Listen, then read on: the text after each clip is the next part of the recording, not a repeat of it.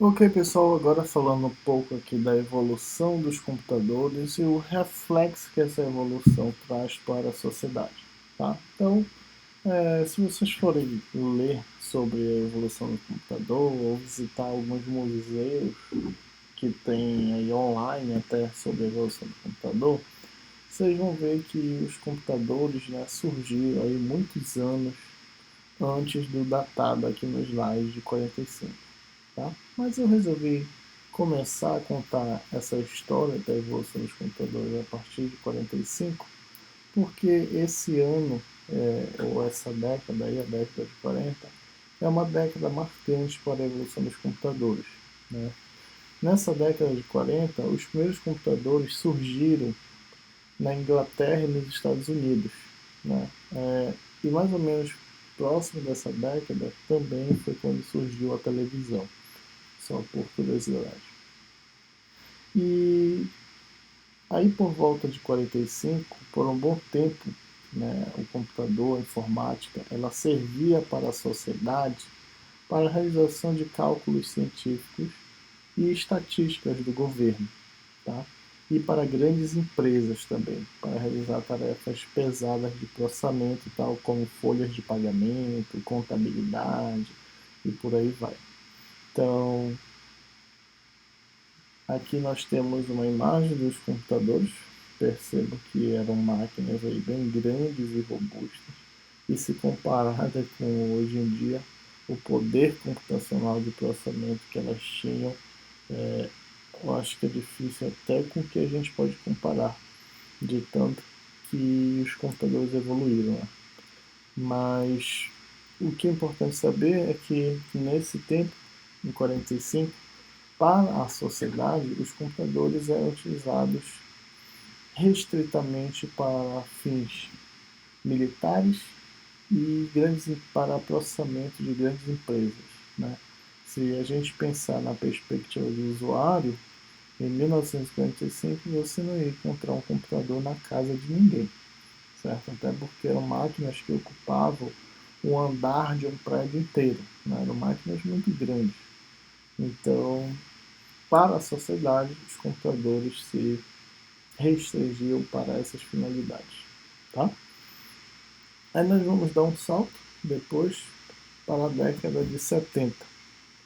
Na década de 70, o desenvolvimento e a comercialização de microcomputadores, como esse que vocês estão vendo na imagem, abriram uma nova fase na automação e na produção industrial. A partir da década de 70, com a introdução dos microcomputadores, nós podemos perceber para a sociedade uma evolução significativa na área da robótica, linhas de produção, máquinas industriais com controles digitais, né? A gente sai daquele controle manual e começa a ter um controle digital nas linhas de produção. Então, na década de 70, a gente consegue ver essa evolução e a introdução da automatização de tarefas na, na linha de produção de muitas empresas, certo? Então, na década de 70, a gente tem esse marco aí dos microcomputadores. Agora, eu percebo que era uma coisa muito incipiente, né? Percebam aqui, por exemplo, como era o monitor. Né? Olha como eles enxergavam as informações, olha como era o gráfico das informações.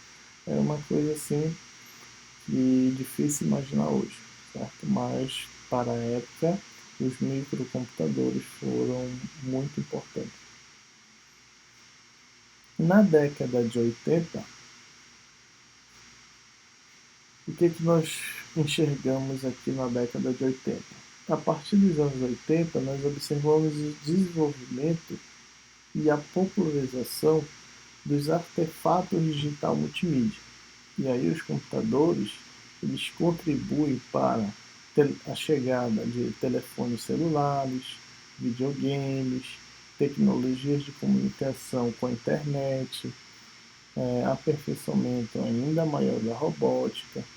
Então, os computadores evoluíram e possibilitaram essa evolução tecnológica para a sociedade. A partir da década de 80, ter um computador em casa não era mais coisa de outro mundo. A gente tinha essa possibilidade, né? A gente começava a ter esses dispositivos fazendo parte do nosso dia a dia. E aqui eu trouxe para vocês, da partir da década de 80 até os anos 2000, como esses computadores evoluíram, né? Como eles evoluíram nas tarefas do nosso dia a dia. Então aqui é um vídeo muito interessante em que a gente pode perceber um cenário típico de escritório. Aqui na década de 80 a gente tinha esse microcomputador, a gente tinha o fax, tinha um mapa, tinha fotografia, né?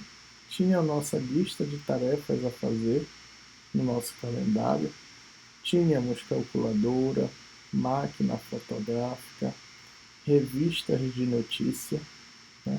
Material para apresentação, cola, fita durex, tesoura para montar uma possível apresentação, telefone, bloco de notas. Nós tínhamos aqui no quadro de avisos, por exemplo, anúncio de empregos, aqui para colocar nossas cartas que chegavam. Então percebam aqui que no cenário típico de escritório dos anos 80, tínhamos as enciclopédias e por aí vai. E aí, esse vídeo vai mostrar para vocês a evolução que o computador e que os programas de computador nos proporcionaram num ambiente como esse. Percebam.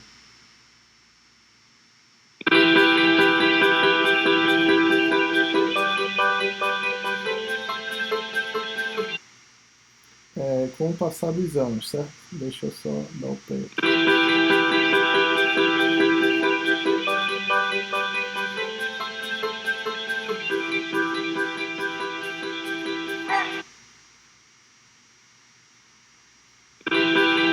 Deixa eu começar de novo.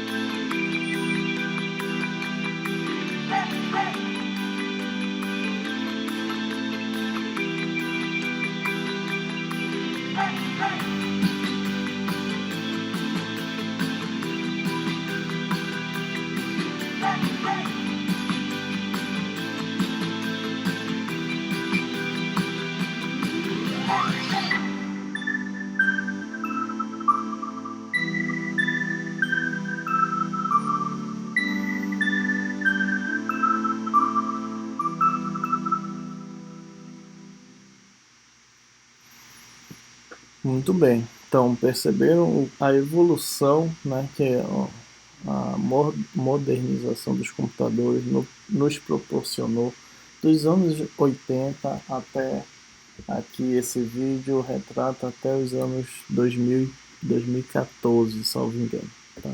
2014. Então percebam que o computador e principalmente os programas de computador nos proporcionaram, né, a virtualização de várias coisas que nós fazíamos manualmente.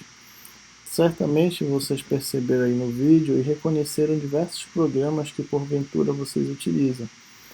Ferramentas de e-mail, como o Gmail, o Outlook, ferramentas de mapa, como Google Maps ou navegação no Waze, o Facebook apareceu aí também, e de vários e vários outros programas. Então a evolução dos computadores, além da modernização da máquina propriamente dita, elas ficaram menores e cada vez mais velozes, né, em termos de processamento, e baratas, é importante ressaltar.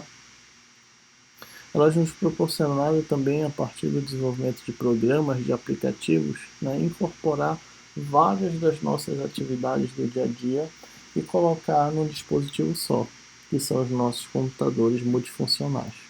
Então a evolução do computador em relação à sociedade nos proporcionou o que nós chamamos de computação ubíqua. E nós vamos definir esse conceito agora. Então, a computação ubíqua, ela nos proporciona a a vivência da nossa era digital. Né? A era digital é a computação em todo lugar. Então, a era digital nos traz, eu destaquei aqui, 5 conceitos chaves. Tá? A computação ubíqua, nós vamos definir. O conceito de internet das coisas, Big Data, inteligência artificial e cidades inteligentes. Né? A evolução dos computadores nos proporcionaram chegar nesta era, na era digital, na era da computação ubíqua. E aí nós vamos ver o que é isso. Tá? A partir da computação ubíqua, nós conseguimos evoluir para todos esses conceitos que refletem fortemente no comportamento da sociedade. Então vamos começar pela computação ubíqua. A computação ubíqua também é conhecida como computação pervasiva. O que significa isso? A computação ubíqua tem como objetivo tornar a interação humano-computador invisível, ou seja, integrar a informática com as ações e comportamentos naturais das pessoas. É aquela ideia que eu mostrei para vocês lá naquela figura, que o computador está em todo lugar. Né? A gente utiliza o computador, é tão normal a utilização de computadores na nossa vida que a gente nem percebe. Então, isso é o conceito de computação ubíqua, é fazer a computação estar presente nas atividades do dia a dia, tal que ela passe despercebida, que ela seja invisível para a gente. Tá? Então, esse é o conceito de computação ubíqua. Para que o conceito de computação ubíqua, ou computação pervasiva, né, tornasse realidade, algumas evoluções no computador eram necessárias. Eram necessárias, e hoje nós temos isso, que os computadores tivessem um poder de processamento aceitável, que eles fossem cada vez menores e que eles conseguissem funcionar mesmo com a escassez de energia. Ou seja, mesmo que o dispositivo não tivesse conectado à energia, né, que ele tivesse apenas uma bateria, ainda assim era necessário que ele tivesse essa autonomia, que ele funcionasse. O que a gente percebe hoje? Vários dispositivos que funcionam muito bem a bateria, que a gente precisa recarregar uma vez ao dia ou menos de uma vez por dia. Né? Então, esses computadores, cada vez menores, com poder de processamento e com autonomia, mesmo com a escassez de energia, nos proporcionaram viver o que nós chamamos de computação ubíqua, a computação em todo lugar, né? A computação que torna a interação humano-computador invisível. A gente utiliza vários e vários computadores, sejam eles multifuncionais embarcados, no nosso cotidiano. Então, hoje, nós estamos vivendo a era digital da computação ubíqua. Okay?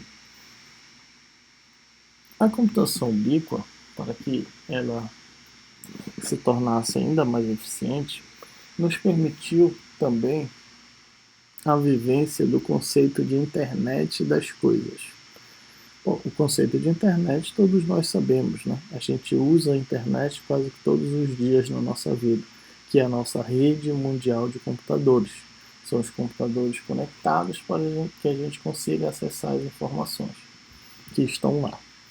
Já a internet das coisas, também conhecida como IoT, descreve a rede de objetos físicos, que nós chamamos de coisas, que são incorporados a sensores, software e outras tecnologias com o objetivo de conectar e trocar dados com outros dispositivos.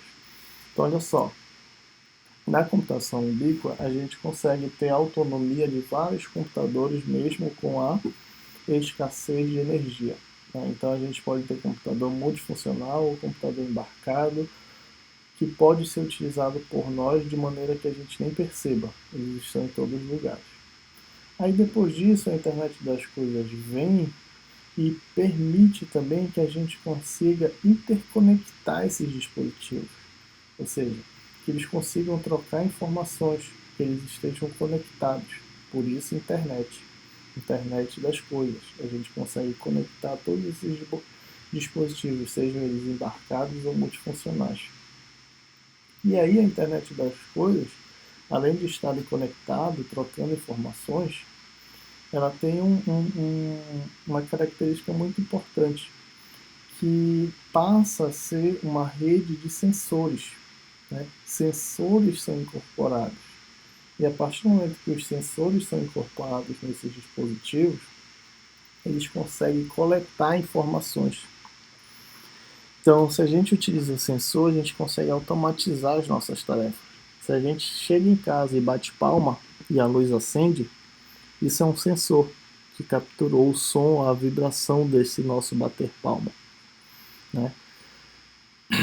Se a gente consegue ter uma câmera verificando se há um movimento brusco ou não, isso são sensores. Então, esse sensoriamento da internet das coisas nos permitiu utilizar esses dispositivos conectados à internet. Então, isso nos permite utilizar em qualquer lugar do mundo essa interação. E esse sensoriamento nos permitiu capturar essas informações, e essas informações sensoriais contribuem ainda mais para a invisibilidade dos computadores. Então percebo que o conceito de internet das coisas, ele veio consolidar o conceito de computação ubíqua, porque o sensoriamento nos faz perceber ainda menos a existência do computador ali, certo? Então esses conceitos estão interligados e permitem a evolução do que nós chamamos de era digital.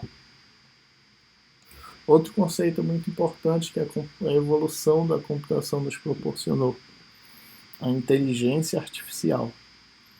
A inteligência artificial consiste no desenvolvimento de soluções computacionais que conseguem resolver problemas a partir da análise de padrões em dados. Então percebam, pessoal, a computação está em todo lugar. Estamos vivendo a era da computação ubíqua. A internet das coisas conectou esses computadores que estão em todo lugar. O sensoriamento da internet das coisas fez com que os computadores ficassem ainda mais invisíveis e melhorou significativamente a interação com esses dispositivos. Os sensores melhoraram as nossas interações, as nossas experiências com a computação. A partir do momento que a gente utiliza o computador em massa em todas as nossas atividades, a gente consegue otimizar muita coisa. Só que a inteligência artificial, a partir dos dados que a gente produz a partir do uso da computação, consegue otimizar ainda mais. A inteligência artificial, vou ler novamente, consiste no desenvolvimento de soluções computacionais que conseguem resolver problemas a partir da análise de padrões em dados. Esse é o ponto-chave. Análise de padrões em dados. A partir dos nossos comportamentos, a gente gera padrões. E a partir desses padrões, a inteligência artificial pode ser utilizada. Exemplo clássico da inteligência artificial: sistema de recomendações de produtos. Se você está gerando dado de pesquisa lá no Google, você está pesquisando, você está gerando padrões. E aí existe uma inteligência artificial rodando que, de acordo com a pesquisa que você faz, depois lhe oferece produtos. Né? Ou seja, como foi que ele adivinhou que ele está me oferecendo justamente o que eu estou precisando, o que eu estava procurando? A partir da análise de padrões em dados. A inteligência artificial faz isso para a gente. Como é que o nosso e-mail, uma propaganda ali que chegou para a gente que não tem nada a ver, como é que o e-mail sabe que aquilo é um spam? Por que ele não deixou na minha caixa de entrada? Por que ele jogou para spam automaticamente? Porque existe uma análise de padrões nos dados. Existe uma inteligência artificial que vai analisar e vai conseguir classificar se aquele teu e-mail que chegou é um spam, ou seja, é uma propaganda que não te faz, ou é um e-mail suspeito que não é necessário que tu vejas e joga para o spam, ou é um e-mail válido que deixa lá na sua caixa principal. Então a inteligência artificial pode surgir aí também.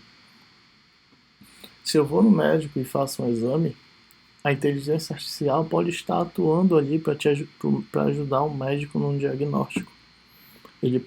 A inteligência artificial pode ser utilizada para analisar os padrões dos dados do exame e ajudar o médico a tomar uma decisão se você está saudável ou não. Enfim, pessoal, a inteligência artificial ela está sendo utilizada em várias das nossas atividades, analisando os padrões de dados que são gerados diariamente por todos nós, certo? Jogos, exemplo clássico, jogos. Nos jogos, a inteligência artificial é utilizada em massa, né? Como é que os nossos personagens, os nossos bonecos ficam inteligentes a cada versão de jogos que sai? É através da inteligência artificial. Os robôs, a robótica, os robôs estão cada vez mais inteligentes. Claro, estão utilizando a inteligência artificial para analisar padrões em dados. A partir da análise de padrões em dados, a gente consegue generalizar as nossas tomadas de decisão, independentemente de qual seja o problema em questão. Tudo bem? A evolução da computação também nos permitiu viver no que nós chamamos da era do grande volume de dados, o nosso Big Data. Big Data é a área de conhecimento que estuda como tratar, analisar e obter informações a partir de um grande volume de dados. O Big Data, pessoal, ele entrou assim no radar da computação depois que um grande volume de dados começou a ser gerado com a utilização da internet, né? Hoje todos nós utilizamos internet e a partir do momento que a gente está utilizando a internet, a gente está produzindo dados e esses dados têm um volume muito grande, por isso são chamados de Big Data. Como é que a gente pode utilizar e analisar, tratar esse grande volume de dados? Existem técnicas para isso e essas técnicas são do campo do Big Data.